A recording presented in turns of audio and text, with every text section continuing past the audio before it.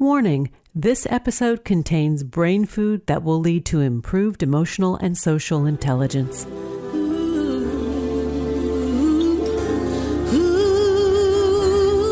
Hello and welcome to our new short format servings of consciously prepared brain food designed to improve your mental fitness. This is Lisa Cypers Kamen, your host. For more than 12 years, we've been proudly and consistently crafting harvesting happiness and sharing it with you. Each week, we spotlight diverse thinkers and doers who are contemporary trendsetters and change agents devoting their lives to creating a better world in which to live. We invite you to listen up and change the way you think about human happiness. Our award-winning content is fresh, optimistic, and purpose-driven media that promotes well-being from the inside out. Alrighty then, let's dive in. Good morning, good afternoon, and good evening, wherever you are. Thanks for joining me on today's show, where you will learn about the yoga of life beyond the mat and into the world with my guest, Sarah Platt-Finger. She is the co-founder of ISHTA Yoga and the private instructor of Dr. Deepak Chopra. She has shared the elevating tools of ISHTA worldwide through trainings, retreats, and workshops with her husband, yoga master Alan Finger. Sarah and Dr. Chopra have collaborated on several projects, including Finding Connection Through Yoga with Yoga Journal and Radical Being with Udemy. She is a featured yoga teacher on the international stage with Chopra Global and on the YouTube channel The Chopra Well. She currently lives in Boca Raton, Florida with her husband and their daughter Satya and their 2 dogs. And Sarah is in the house. Sarah, I welcome you, and I can't wait to jump into this subject matter because yoga means many things, right?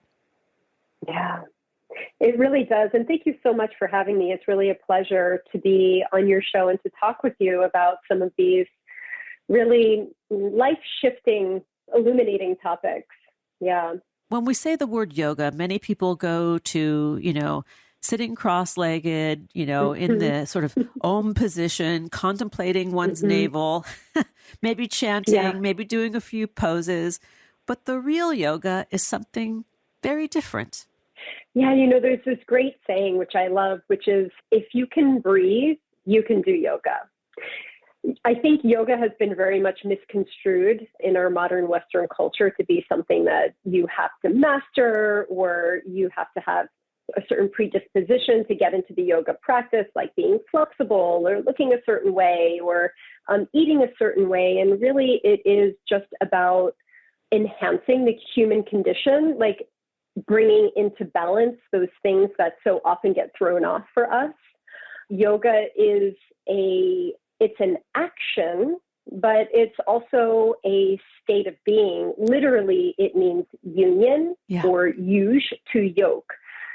So it's about essentially bringing together all of the disparate aspects of ourselves into one cohesive sense or energy field, if you can resonate with that, or an organism that is not fragmented. And we can experience, you don't need a sticky mat to experience yoga. You can experience yoga watching a beautiful sunset. You can experience yoga having in an embrace with somebody. So anytime that you return back to the now, the present moment, essentially you're experiencing yoga. I find for myself one of the best challenges of my yoga practice is doing it in conflict, right? So it's kind of counterintuitive. Like when I'm in a sticky situation that's not on the mat, how do I use my breath, my presence, my awareness of the other as tools to negotiate myself through a difficult challenge or situation? Exactly. And really what the practice gives us is just that, they're tools, right? And if we wanted to serve a certain purpose or a function, say you needed to fix something in your space, or you had a piece of furniture that was broken, you could go into your toolbox, pick out a tool that you need to help serve a certain function, so that something that was maybe broken, not to say that we become broken, but we want things to work optimally. We want to be able to move through conflicting situations, or as you mentioned, states of friction, or disharmony. So you can access these different tools through breath, our physical bodies. There's different yoga poses that actually, I like to think of the poses as situations, right? A yoga pose is like a life situation. Yes. One pose might make you feel, right? One pose might make you feel really stressed and aggravated. So what do you do with that? How do you respond to that? There are little microcosms that are opportunities for us to look at our feedback loops and how we respond, or rather react, it might be the right word, to certain life situations. And it just gives us more information, more education, and understanding how to move through difficult situations when they come up and we can't necessarily control them. And I think one of the other things that the practice of yoga reinforces is the impermanence of all things. So when we are in that uncomfortable position, that we can sort of actively take on the mindset of this is an impermanent situation. Nothing is static. Everything is dynamic. And if we can just breathe with it, it will pass. Yeah. It will end. Exactly. Nothing lasts forever. You might think when you're in a challenging situation or a challenging pose, like, is this ever going to end? Am I ever going to get out of this? But it's not going to last forever, and you can get through it. And if you access your breath and find little tricks like softening your jaw, relaxing your facial muscles, or even visualization can be helpful. We can do that in any life situation, right? Just notice how's my heart responding? How's my breath responding? Where am I tensing up? And where do I have agency to shift what is happening in this moment? Let's talk a little bit about the breath, because this is something that during the pandemic became more of a focus in every single yoga class that I took for the past 2 years, as it should. And it sort of reinforced how yoga is a practice that we take with us out into life. Yeah. So talk a little bit about the pranayama, about the breathing exercises and the kinds of breathing that we can use to soothe ourselves, support ourselves. Yeah. The breath is amazing, and it's with us for life, right? One thing that we will always have access to is our breath, which is, again, back to that. If you can breathe, you can do yoga. Yes. And, but the breath also is a very good indicator of what we're experiencing, not just physiologically and in our nervous system, but what is the state of the mind. So if your breath is tense and effortful and a little bit hardened and constricted, you might be feeling agitated, angry, tense, emotionally or mentally. If you're breathing in longer than you're breathing out, that's usually an indication of anxiety or nervousness, or maybe you need to calm yourself down. If your exhalation is longer than your inhalation, then you might be sort of lethargic or even depressed and feeling unmotivated and uninspired. So not only does the breath indicate how we're feeling, but the different parts of the breath, the inhale versus the exhale, will also indicate the state of our mind and nervous system. So as we learn to shift the way that we're breathing, we literally shift the way that we feel. And when we shift the way that we feel, we shift our reality, right? So our reality shifts when our breath shifts. You have written a book, Living in the Light, Yoga for Self-Realization. And I would love for you to connect the dots of what it means to be self-realized and how the practice, both on and off the mat, connects with this and what it means to be living in the light. Yeah. 3 loaded questions. I just want to say, first of all, that it's a lifelong process. Like, I don't claim to have any special juice or juju or anything. I am a lifelong student, and I am a lifelong student of life, but also of this wisdom tradition, yoga, which has been around for thousands of years. And it's wisdom and depth and really insight is kind of mind-blowing when you think about how relevant it is today as it was 25 to 5,000 years ago when some of the first texts were written. And for me, self-realization, again, it's a constant inward study. I think one of the gifts of yoga is that it is a self-practice, self-study. There's a great quote, which I love from one of the ancient texts, the Bhagavad Gita, which says, yoga is the journey of the self, through the self, to the self. Yeah. And so the self, it's like you're the map, the roadmap, you're the vehicle, and you're the final destination. So you're ultimately utilizing all of these aspects of you to get deeper to you, to who you really are. And it is a constant process, and it is something that requires reflection, curiosity, constant inquiry into ourselves, and not being in this, I think in our modern society, and certainly in the world, this more scientific-based world, we want to know, we want facts, we want answers, we want formulas. And I think what the state of the world has shown us is that more and more is that we have to be able to rest in the questions, and we have to be able to find some steadiness in uncertainty. And yoga for me is the pathway to that, to steadiness in the unknown, steadiness in our bodies, certainly, because our body is the first thing that we can really most concretely experience, like our physical sensations, but finding a home inside of our bodies and doing that through postures and also breath work and mind focusing techniques. It just allows us to rest in our bodies in the moment, despite what might be happening around and outside of us. Let's take a break. When we come back, we will continue the conversation with my guest today, Sarah Platt-Finger. We're talking about her book, Living in the Light, Yoga for Self-Realization.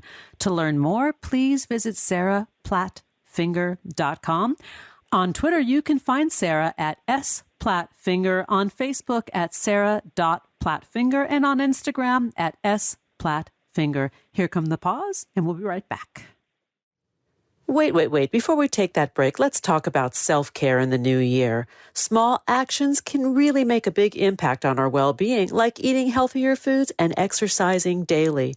Self-care is more than just a thing. It's a daily practice. And one of the ways I take better care of myself is by using Way hair and body products.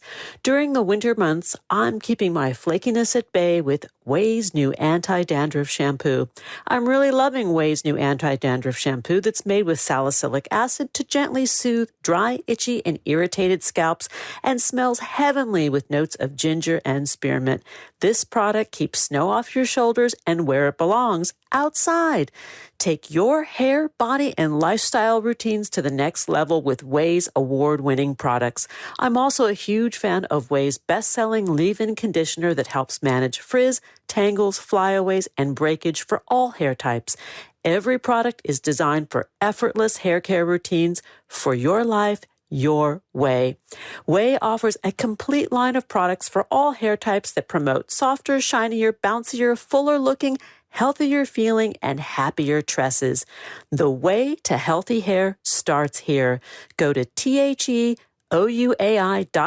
and use code HH for 15% off your entire purchase.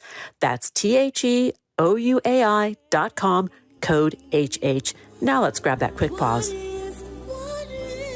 Research tells us that happiness is good for our health. Happy people live longer, are more productive, and make better partners, parents, and professionals. Connect on Facebook at Harvesting Happiness and follow me on Twitter at Lisa Kamen for nutritious helpings of positive goodness.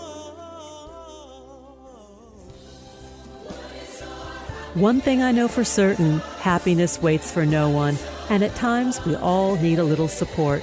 To learn more about cultivating sustainable well-being at home and at the office, visit harvestinghappiness.com to explore experiential online and on-site optimal lifestyle management consulting services, including recovery fortification and life crisis triage.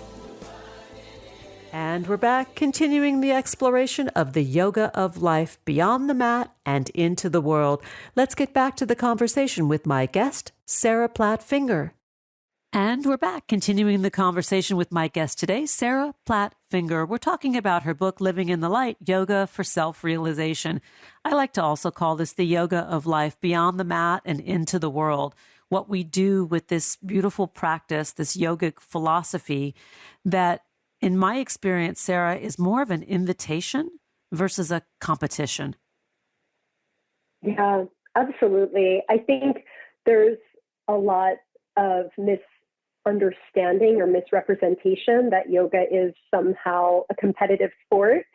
And in fact, it isn't. It is an opportunity for us to get curious about what we're feeling, maybe about certain patterns we're holding in our bodies, right? Why do I have, why is one side of my waist shorter than the other? Or why is one arm tighter than the other? These are all a result of habits, whether they're conscious or unconscious. And yoga really gives us the opportunity to become more aware of our habits. And I want to also add that yoga has become somewhat mainstream, right? We're seeing it more and more in commercials on television. Mm-hmm. It's offered in places that you might not typically have experienced or seen yoga, hospitals, hotels. Yeah. It's mostly a regular thing now. And there's a reason for it, right? Absolutely. I think people are starting to feel the effects of yoga. And there's a lot more studies out there now about the benefits of yoga, reducing your blood pressure, slowing down the heart rate, increasing digestion, mood boosting, all this. It's endless, right? The lower back relief. There's just so many benefits to the practice that more and more people are becoming interested in it. And the great thing about this practice is that it will really meet you where you are. Yeah. If you're not really ready to go deeper into the contemplative practices of breathwork or meditation, you start with the physical experience and just make the physical experience an experience of becoming aware, right? Almost like a moving meditation. They just kind of, and that's exactly what the light being is really about, shining a light of awareness, it's like opening your eyes in a new way to seeing things differently. And that's, I think, what people are finding through this practice. They're experiencing themselves and, as a result, the world around them in a new way. And in my own experience, I can only talk from mine, is that the world becomes a more hospitable place. When I practice, in whatever form that might be, on or off the mat, the world is kinder, the world is gentler. It doesn't take away the struggles of the human experience, but it sort of is it like a damage control tool. It's such a good point, because it reminds you that they're really all that we're experiencing. This is also something that comes from the Bhagavad Gita. We can look and perceive the world and look outward, but all we ever really encounter is our own nervous system, right? All we're ever really experiencing is our own inner space. And so when you have the tools, the agency, the power to shift your own inner space, you actually shift the world around you, because you're starting to respond to things differently. You're seeing things differently. The way your senses and your sense organs pick up information is different. So coming from this baseline of ease, again, back to curiosity, harmony, despite whatever disharmony we might be seeing around us, it gives us a little bit more of peace of mind, and also, I think, clarity in being able to move forward and what's the best next step for me, right? Because that's the other thing is yoga is action. It's not just about, hibernating in a cave and doing all this stuff that's separate from everyone else. Like it's a householder practice, right? So we do it so that we can be better caretakers, we can be better employees or employers or whatever that might be for you, just to your point of taking it out into the world. As you're talking, I'm thinking about our experience of life, how each of us perceives life and moves through life, and the notion that it's a reflection of where we are in our own inner consciousness, right? We can see the world as a very hospitable place filled with goodness and some bad things, or the world is a very difficult, scary, gloomy place with good moments, and both are right based on perception. Right, right. I mean, it's bringing up this quote. I think it's an Anais Nin quote. We see the world, we see things not as they are, but as we are. Yes. And I think also one of the things that yoga gives us is discernment, right? Where it's not that we're necessarily always seeing things through rose-colored lenses, but we see things as they are, and that truth leads us to, again, make decisions that are best serving for our highest good. But when we come from that space, I think, of peace and non-harming, right? But from a peaceful space inside of us, we can take action in a way that is clear and direct, but hopefully not combative, right? So yeah, I think that's an important point. And would you say that it's less of a thinking process and more of a feeling and doing process? That's such a good question. I do think it's more of a feeling. I think we are ultimately, I've certainly heard this in science before, that we are more feeling bodies than we are thinking people. So our thinking mind is something that is conditioned. It's a part of our conditioned reality. But our feeling and sensing is something that's very innate and inherent to us as human beings. And I think we learn another sense of intelligence through that feeling and sensing. And gaining intelligence, I don't want to get to, it's a little bit getting too much into the subtle body, but it's about having that inner eye, the eye that can see and know and be in discernment. But this makes sense. The more rooted we are in our body, the more we're able to ground and be connected to what's going on right now without being woo-woo about that, right? The nervous system is calmer, which allows us to tap into intuition, right? Which is a higher form of intelligence. So I think what you're saying makes perfect sense. Yeah, I mean, we know that when our nervous system is in flux or agitated, when we're in a hypervigilant state, we can't see things clearly. Why, we just need to get up and go. Why would we? It's right. Like, we don't need to start reflecting about life when we've got a big bear chasing after us. We just need to get up and go. And so there's, moments in time where we do need to access that sympathetic nervous response, the fight or flight response. But the problem is we, I think, overuse it and are in that hypervigilant state quite a lot in our modern society. So we need to learn how to downregulate it so that we can make more informed and hopefully balanced decisions. Yeah. I love the words downregulate. And that's part of the self-mastery, right? To know when to dial it up and dial it back. Absolutely. Yes. Which is an essential. And that's something exactly. And so it's really something only the individual can know, right? Through that process of self-study, to know when you need to upregulate and when you need to downregulate.